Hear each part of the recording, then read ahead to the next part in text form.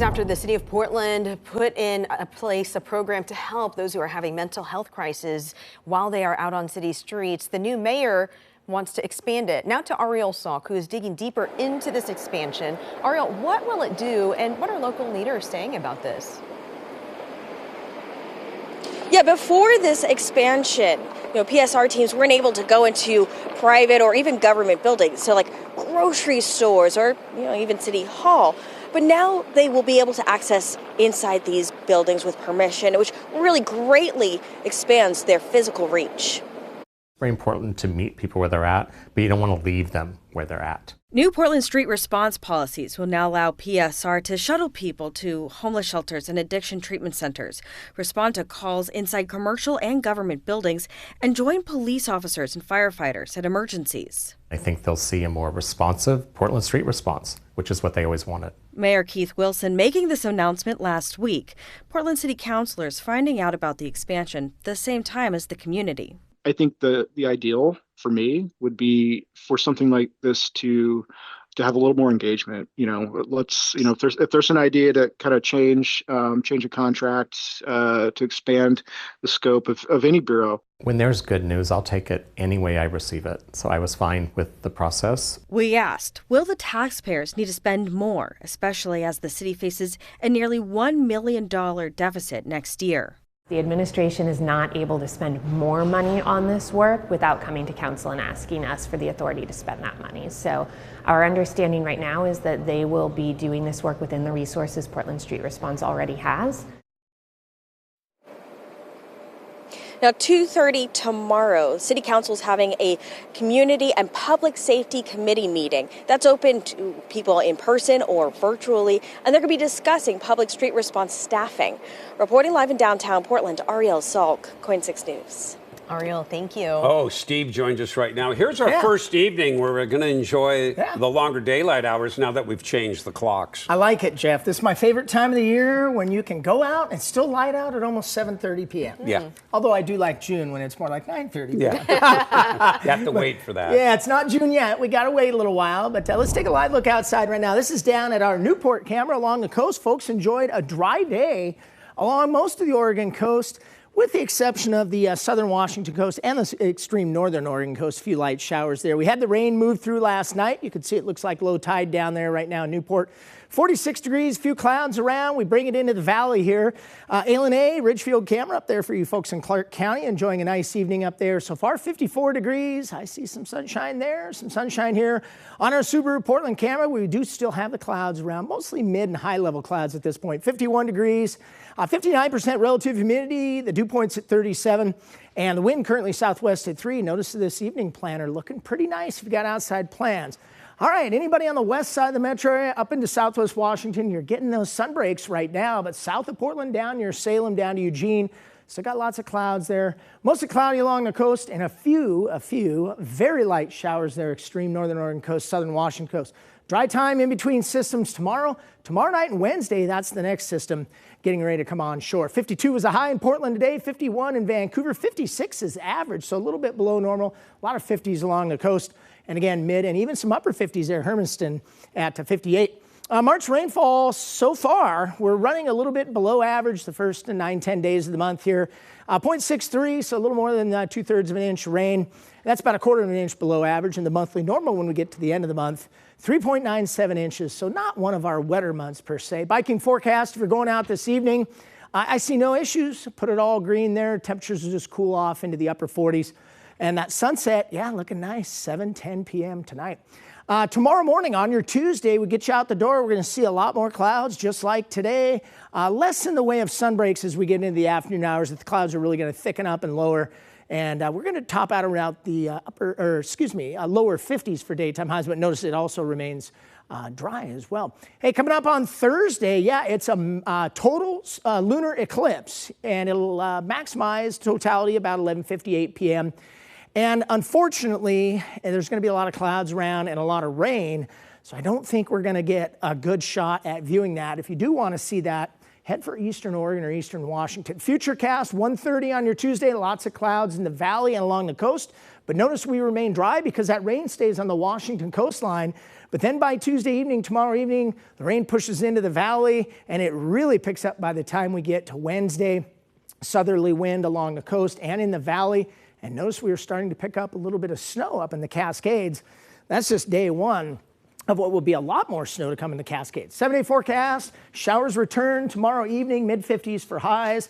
And then we're going to remain a little bit below average the rest of this week, and we're really going to make up on that rainfall deficit as we move through the week.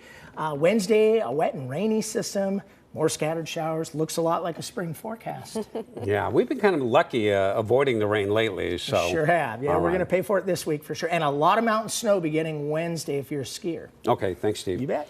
The Department of Justice believes egg producers could be the reason you're paying more at the checkout line. At least that's what they intend to find out in a new probe into those rising egg prices.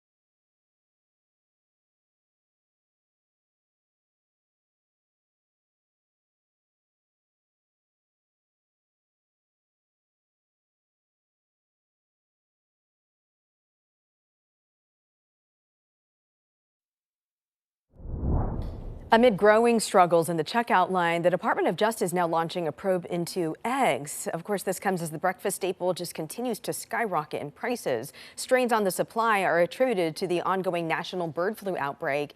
Investigators are aiming to learn if egg farmers are illegally sharing info about how they're pricing their products. And right now, eggs cost double what they did this time last year. Stocks got hammered today. The Dow dropping over 1,100 points at one point. Critics slamming President Trump's tariffs and flip-flopping moves.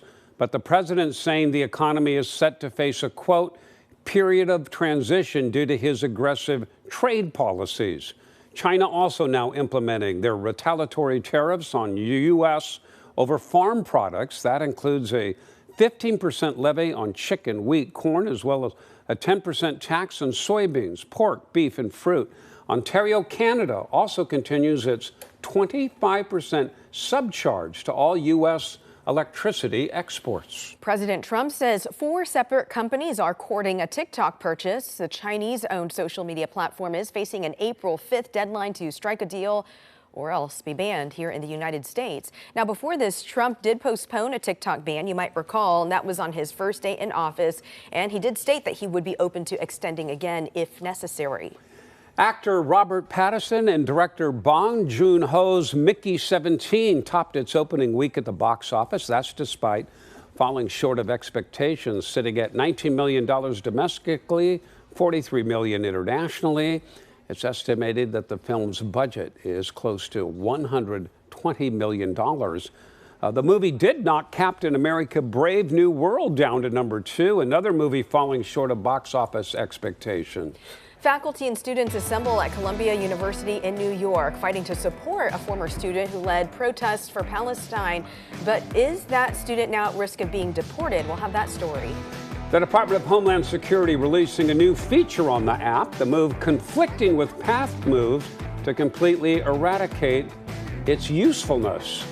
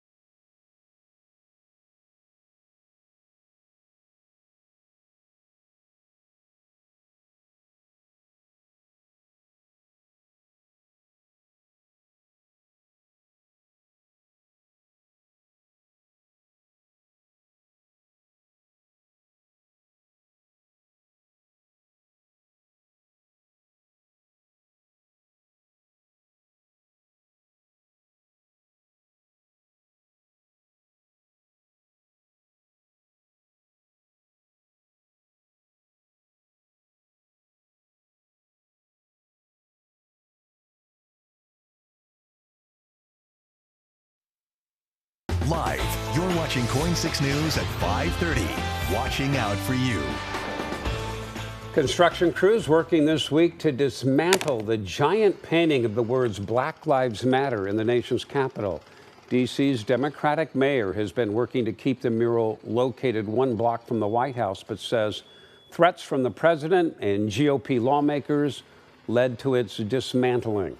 Republicans have repeatedly threatened to revoke D.C.'s Home Rule Act of 1973 that gives it limited autonomy.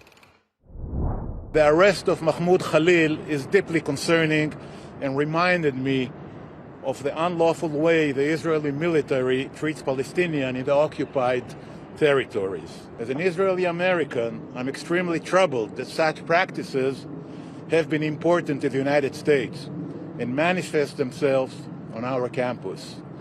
In New York City, Columbia University professors and supporters among those now speaking out after ICE arrested former student Mahmoud Khalil. He is the Palestinian activist who led some protests and rallies. I mean, we showed it here in our news. It made national headlines at the time. They were in support of Palestine and sparked demonstrations on campuses across the country, even here in Portland. Well, tonight, that man is at risk of deportation. Response from the White House now sparking response from civil rights groups nationwide. News Nation's Brooke Schaefer with the latest. Khalil was a leader during that pro-Palestinian encampment and protest at Columbia University last spring. He was not one of the students who violently occupied a building on campus, but he was a mediator between university staff and the protesters. Here he is speaking with reporters last June. We have created the only safe space for Palestinians on this campus with no help from the university. President Trump has threatened to deport foreign students who joined in the protest against Israel and the war in Gaza, claiming that by supporting Hamas, students have forfeited their right to remain in the U.S. This student's arrest, though, prompting fierce condemnation from some civil rights groups, the New York Civil Liberties Union calling it an attack on free speech and a frightening escalation and retaliation by the Trump administration. Khalil, who reports say grew up in Syria, is a legal permanent resident. According to his attorney, his wife is a U.S. citizen. She is 8 months pregnant. Brooke Schaefer, News Nation. DHS is launching a new feature in the CBP One app to self-deport. All current applications in that app will automatically update to the new app version. DHS Secretary Kristi Noem says self-deportation is the safest option for immigrants in the U.S. and helps save ICE resources. Going on to issue a statement saying, quote, the CBP Home app gives aliens the option to leave now and self-deport so they may still have an opportunity to return legally in the future and live the American dream. This comes after the cancellation of thousands of appointments made in the app that did that just earlier this year. Staff at the Department of Health and Human Services, the latest to receive buyout offers from the Trump administration. Federal downsizing continues at the department that oversees the CDC, the FDA, and the Centers for Medicare and Medicaid Services. Staffers being offered a $25,000 buyout to leave their job. Those notices went out to nearly 80,000 employees. It comes a few weeks after President Trump asked all federal agencies to have a plan for large-scale reductions by March 13th. Leaders in the GOP say they have a plan to avoid a government shutdown. Democrats, though, opposed to the new spending bill, and the government funding deadline is this Friday. Washington, D.C. correspondent Hannah Brand explains where the current spending fight stands. House Speaker Mike Johnson just unveiled the new spending bill, and now he's trying to rally Republican support behind it. Government funding is just days away from running out, and there's a chance of a shutdown. It probably won't. I think the CR is going to get passed. We'll see, but it could happen. You never know. President Trump expressed confidence in House Speaker Mike Johnson's bill. It's a continuing resolution, or CR, that would keep the government funded through September and boost defense spending while cutting non-defense programs. Very excited about moving past this and getting our work done. Republican Congressman Pete Sessions says he expects the bill to pass, but others in the party aren't so sure. I've got a lot of concerns about it. Congressman Tim Burchett says he hasn't decided whether to vote for the spending plan. I wish we were going to spend a lot less money. I'm concerned about the USAID funding, and I'm concerned about the upkick in the funding for the Pentagon. With just a tiny Republican majority, Speaker Johnson will need almost every House Republican to vote for the bill to pass it, because Democrats like Congresswoman Julie Johnson say they're against it. Instead of trying to make government work, Republicans are doing everything they can to break it, stripping it away services that millions of people rely on. Speaker Johnson says he plans to hold a vote on the CR tomorrow, adding that he believes it will pass. The math is harder for Republican leaders over in the Senate, where it will take the votes of all Republicans and at least 7 Democrats to overcome the filibuster. In Washington, I'm Hannah Brandt. Here locally, OHSU and United Healthcare continue their negotiations as their current contract is set to expire April 1st. OHSU no longer making appointments for those patients past March as negotiations continue, saying in a statement to KOIN 6, negotiations began back in 2024 to lower costs and improve patient experiences. In a response to OHSU, United Healthcare now firing back in a statement to KOIN 6 saying, quote, unfortunately, OHSU has made little movement in our negotiation and continues to seek a 36% price hike for our commercial plans over 2 years and a 15% rate increase for our Medicare Advantage plans, which is not sustainable. We urge OHSU to work with us toward a solution that helps ensure the people we serve have continued uninterrupted access to OHSU's hospitals and physicians. Oregon's unemployment rate was up once again in January. The 4.4% rate is the highest since late 2021. The rate has been rising gradually in the past year, sitting at 4.1% last year. January saw major declines in manufacturing and healthcare jobs. This also comes after 3 years in a row of healthcare being Oregon's fastest growing sector. Manufacturing jobs have been on the decline for the past couple years now. Well, Portland Fire and Rescue now searching for its next fire chief. The Bureau says the job is now posted for applicants, so the chief will manage a $181 million budget, 800 employees across 4 divisions. Portland's Deputy City Administrator for Public Safety says they're looking for a leader to help plan a modernized operation and adopt data-driven decision-making. One man is dead after a shooting in the Hazelwood neighborhood. Portland police tell us this happened at an apartment complex at about 7 last night, close to East Burnside and Southeast 105th. So far, no arrests in this case, and the victim's identity has not been released. If you have any info on this case, be sure to call Portland police. Well, KOIN 6 continues digging for the latest developments following last week's decades in the making breakthrough in the search for the Martin family. The Martin family vanished back in 1958 after going for a drive in the gorge. We were there to tell you that a diver recently found the vehicle at the bottom of the Columbia River, believed to be their station wagon at Cascade Locks. The Hood River County Sheriff's Office organized a recovery effort on Thursday and Friday. I was broadcasting live from the scene. Now, what was ultimately brought up was just the undercarriage of the car, the axle, the wheels, part of the engine. Well, that wreckage now being investigated at a secure location. Ken Martin, his wife Barbara, their son Don, the older son on the left, was in New York at the time, but daughters Barbara, Virginia, and Sue were in the car with their parents. The bodies of 2 of the daughters, Susan and Virginia, were found 5 months after they disappeared. Their bodies washed downriver. For more on the Martin family and their decades-long disappearance case, you can visit KOIN.com, check out my timeline, my reporting on the 50th anniversary, the 60th anniversary, my 4-part podcast on the Martin family mystery. It's all at KOIN.com. An iconic serving of steak may be getting a name change pretty soon. At least that's the hope of lawmakers in one state hoping to put an end to the dominance of the New York strip steak. We'll tell you about that, but first, here's Steve. Yeah, that's making me hungry for some dinner right now. Yeah, if you guys like to ski, we've got lots of snow returning back to the Cascade Mountains this week, but I've also got some dry time in my 7-day forecast coming up.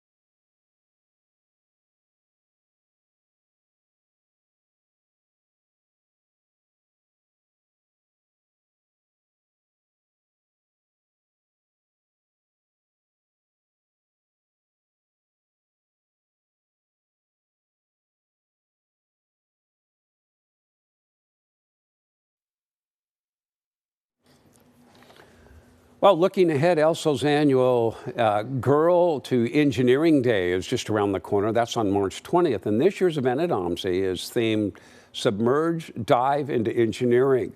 The event aims to introduce young girls from 1st through 8th grades to explore the field through hands-on activities, inspiring guest speakers and prizes. The event is free, but you're asked to pre-register at the ELSO website. Okay, so we've all heard of it, but this could soon change. There's a popular cut of meat, and the goal of one state government is to give it a new name. Dylan McKim shares the story of the New York strip and why Texas is taking steps to change that. We do tenderloin. At Austin's Lee's Meat Market, owner Lee Morrison has been preparing and selling meat for 24 years. Our standard cut is pretty much about 1 1/4 inches. Including the New York strip. So yes, I can change anything I want, anytime I want. But you won't be able to buy that at her market. Now you have to ask for the Texas strip. Any kind of credit that can go back to the people who deserve it, absolutely. And if we're in Texas, I think we have all the right to call it Texas Strip. A decision she made after the lieutenant governor said the Texas Senate would take action to change the name of that cut of steak. So why is it called New York Strip? The cut of beef seems to have gained its name from a steakhouse in New York City called Delmonico's, where that cut of beef became a popular staple. The owner of Delmonico's tells Nexstar, quote, "You can change the name to whatever you want, but there's a genuine history behind these steaks that we will continue to honor. There are actually many names for this cut of beef, including Kansas City steak, the club steak, and the ambassador steak." Really, it's a strip loin. It's great. You know, that's more of like the generic cow version of what it is. At the end of the day, it really is just a cut of beef. Any action from our state government will not mandate every menu to say Texas Strip, but for Lee, who sells Texas beef, she likes the idea of acknowledging the Texas ranchers who work hard to provide that juicy meal on our plates. It's not fool's play. I mean, they're working hard and they're doing it, so I see credit where credit needs to be due. In Austin, I'm Dylan McKim. Right. I see the reasoning still, but I mean, for example, we still call them French fries, right? So I've always known it as the coin 6 cut. Oh, well, I'm down with that that's name. Yeah. It's all in the name. Hey, NFL free agency, but man, it's not free, is it? No, certainly not free. And it makes me wonder, I wonder if I still have enough time, or maybe time's passed too much to become a sports agent. Yeah. These guys get like 10% of these deals. That's a lot. Yeah, this is it.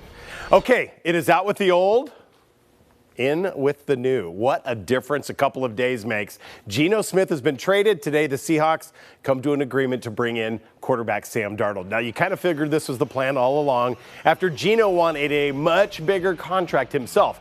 So, yeah, the rich keep getting richer. Now, the Seahawks hope that they get the Sam Darnold of the first 13 or 14 games of last season when he was just spectacular. The last few games, they were really bad. But the deal is for 3 years, $100.5 million. More on this when it becomes official on Wednesday. Another quarterback goes off the board today as well after the New York Jets gave Justin Fields a $40 million deal for the next 2 years. Fields replaces Aaron Rodgers, who along with Russell Wilson are now the top 2 veterans still unsigned. And there's a local guy who's cashing in as well. This one is well-deserved. Corvallis native Talanoa Hufanga, easy for me to say. The former Niner safety joining Bo Nix in Denver, signing with the Broncos on a 3-year deal worth $45 million, which does include $20 million guaranteed. Hufanga was an All-Pro in 2022 and missed most of last season with a torn ACL. And boy, the Oregon State women certainly know how to keep us on the edge of our seats during tourney time, hoping to advance by knocking off top seed Gonzaga this afternoon. The Beavers needed a furious rally, and it's the former Barlow Bruin coming up twice in the final minute. That would be Kennedy Schuler. Gets the pick and the points, ties this one up with 35 seconds left. After a turnover, the Beavs get it back, and they give it to Schuler, this time among the trees to finish, giving OSU the 2-point lead with less than a second to play. That's your ball game.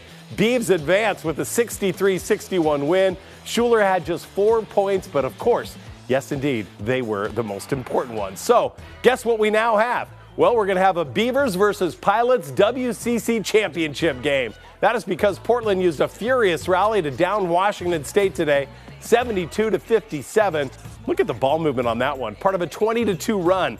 The Pilots got great balance, all of it coming together in the second half. Macy Burnham had 19 to pace the purple. Emmy Shearer added 15. That championship game between some brand new I-5 rivals can be seen tomorrow afternoon at 1 p.m. on ESPN2. The winner getting a ticket to the big dance. All right, the OSAA tourney begins later this week, the state tourney that is, and the Barlow Bruins boys are the #1 overall seed. Their head coach, Tom Johnson, recently notched win number 700. That moves him into 4th place all-time in wins in the state of Oregon. As Brenna Green tells us, there's still one career accomplishment that has eluded him, and this year's squad hoping to change that. What was that moment, win number 700, like for you, and just having the whole community out here for that day? It was humbling, and I really felt honored, but it's kind of embarrassing as well. That 7-second soundbite sums Tom Johnson up in a nutshell, but perhaps this one does so even better. When asked the night of win number 700 what it meant, he said, "It just means I'm old and stupid." I thought it was hilarious because, that's like him. He really thinks that, though. He always makes little jokes about his age and everything and how long he's been around. Oh, and the answer to how long Johnson has been around? He's spent 42 years as a head coach, 39 of those at Barlow. Unlike every other coach in the top 10 in the state for wins, though, Johnson has yet to win a state title. That doesn't define me as a person or as a coach. I know that with a lot of people it does. What's most important to me is the relationships I've been able to foster with our athletes over the years. It's evident when you talk to his current athletes, who are 50 years his junior, that they love the man they call TJ as much as ever. I don't think words can explain the amount of care and love he has for all of us individually, before basketball. I think that's the reason why we've had a lot of successes. He just wants us to be the best humans we can, and he cares more about us as people than he does as players, which I think just really separates him from other coaches and separates our program from others. It's just a personal community, and he just loves every one of us. Being around this Barlow team, it's obvious how much they want to finally win it all for their head coach. His response to that? Well, that's nice, but I'd like to win it for them. And no truth to the rumor. We're all wearing blue. Looks like Barlow blue tonight. Jeff, you didn't get the memo. That's okay. Little purple there. The Bruins. He's such a humble guy. Yeah. Very humble. That's probably what's got him through all these years. Of all the young people he's affected over no those 50 doubt. years, just incredible. Yeah, and they open up against Sprague, the 8 seed, Thursday. So in first round or the quarterfinals. Great.